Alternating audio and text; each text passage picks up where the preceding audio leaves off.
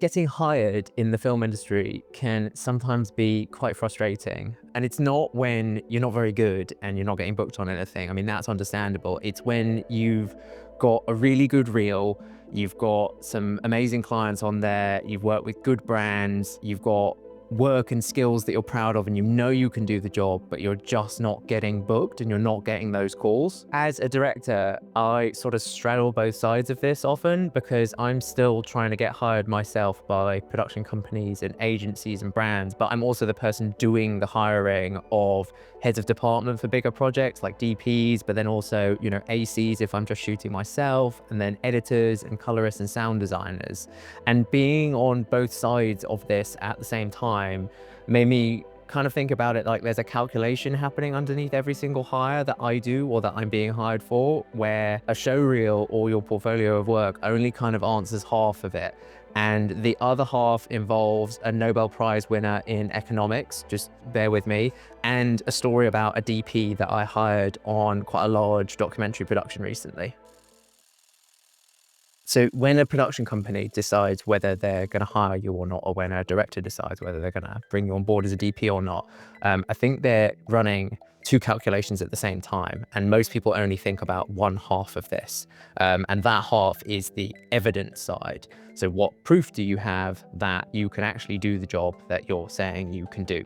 And that's where your show reel lives, and your portfolio of work and your credits and, showcases the work that you've done. And without enough of this, you don't get past the first barrier to entry. So I'm not pretending that doesn't matter at all. I'm just saying that's only one half of the equation.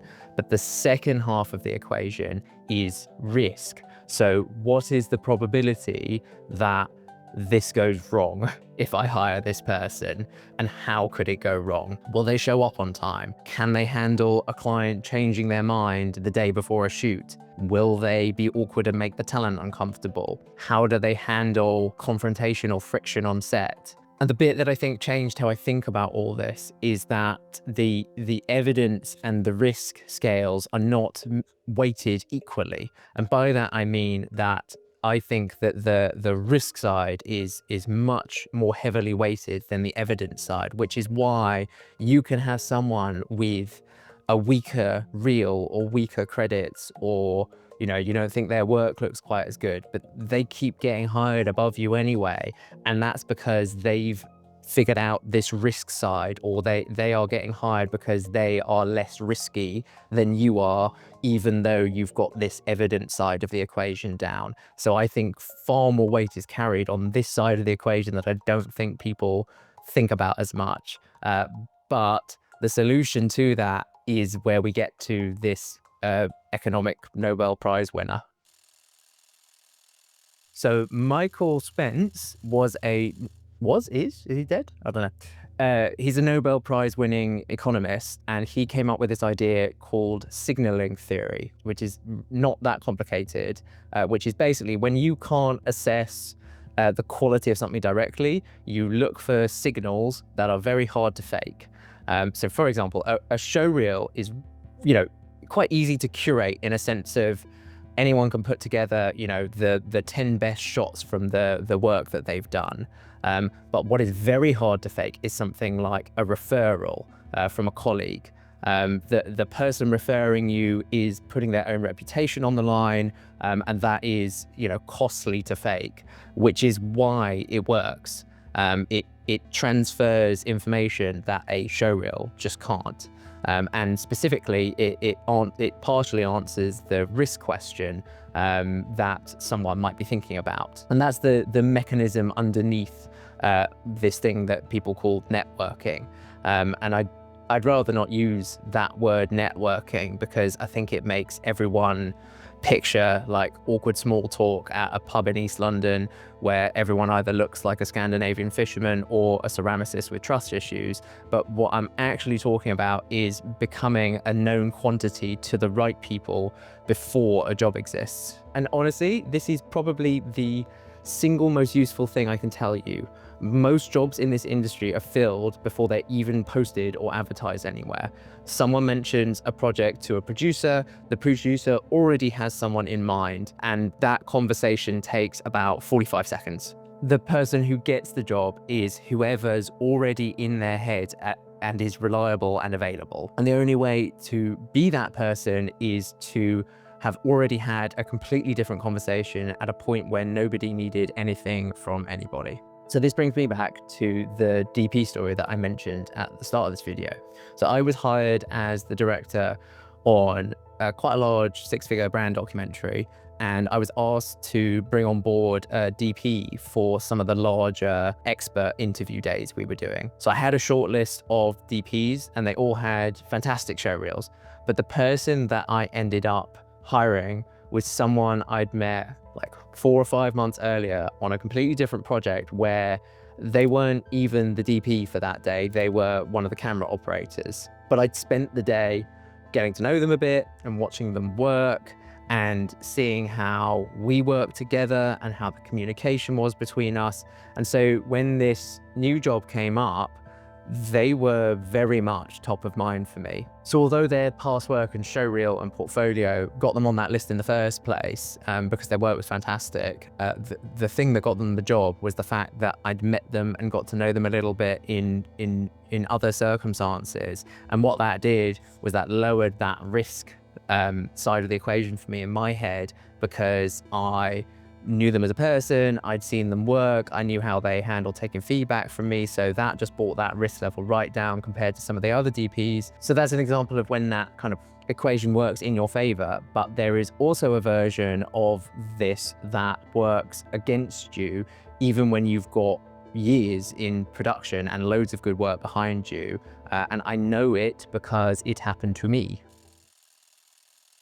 So as a director or a DP, or even just more broadly as a filmmaker or a videographer, you can get trapped in certain niches or industries or genres because either your reel has a lot of very good work in that area, but also it becomes increasingly risky for clients to hire you in an area you haven't shown you can do yet. So before I moved into documentaries, I was one half of a dark comedy commercial directing duo. And even though I'd done work for, really big and good agencies and brands, that identity and niche was a big problem when I was trying to make the shift over to documentaries, because the evidence column for documentary work was somewhat limited, and the risk of handing a documentary project to a comedy director nobody had seen work in that area, that was quite a hard sell. So I did essentially everything I'm about to talk to you about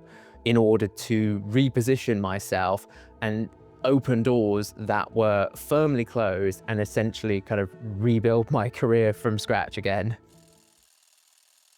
So the first thing you can do to try and lower that risk side of the equation, and it's probably the most important thing, is just to meet people before you need or ask or want anything from them or are trying to get hired by them. Literally just a 10-minute coffee tells a potential producer or director more about that risk side than 10 years of your show reel, because within seconds they know whether you're easy to be around or if you're going to be an asshole, or if you're going to make the project a total nightmare, or if you're nice to be around and chatty and friendly and all those kind of things. And that's information that a showreel cannot transmit at all. And really importantly, you're not meeting those people to ask them for work. You're meeting them so that when work comes up, you're already in that lower risk column before anyone's thinking about a shortlist. So if you're doing, cold emails or outreach or DMs on Instagram or whatever it is, just ask for 10 minutes to go and have a coffee with someone or a chat and meet them in person,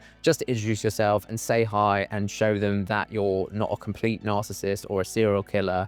And then over several months, 10 of those cold contacts become 10 warm ones. And when work comes up, you're already in that conversation in a much better place because you've lowered that risk side. But just taking a quick step backwards, the next point is actually that before you even send those cold emails or DM someone that you've never spoken to before.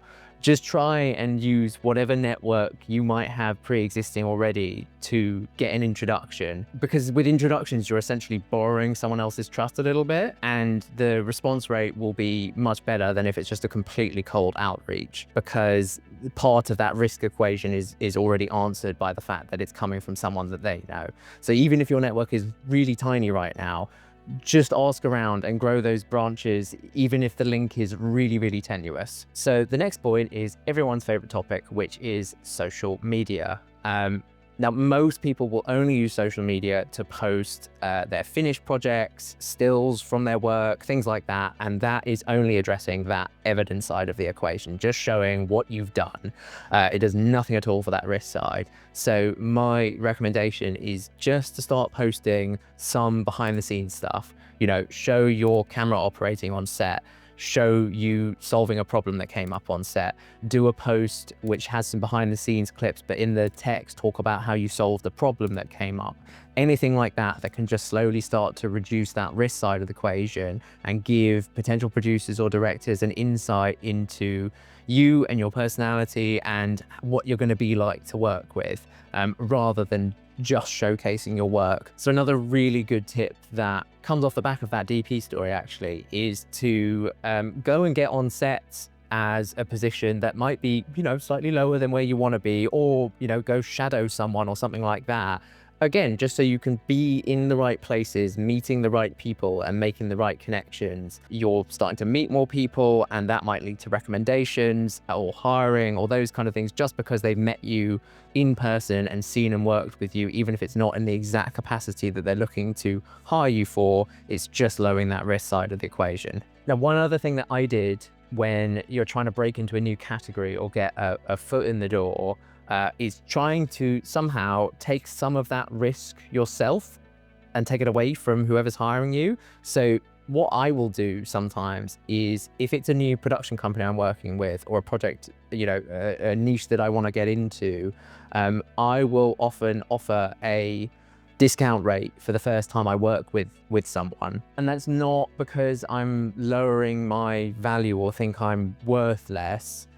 It's because I'm trying to buy down that risk side with my own time, to generate evidence that makes every single future project possible. But I make it super clear that this is just a trial and it's a discounted rate on the first project only. So I'm not devaluing myself and I'm not working for free either.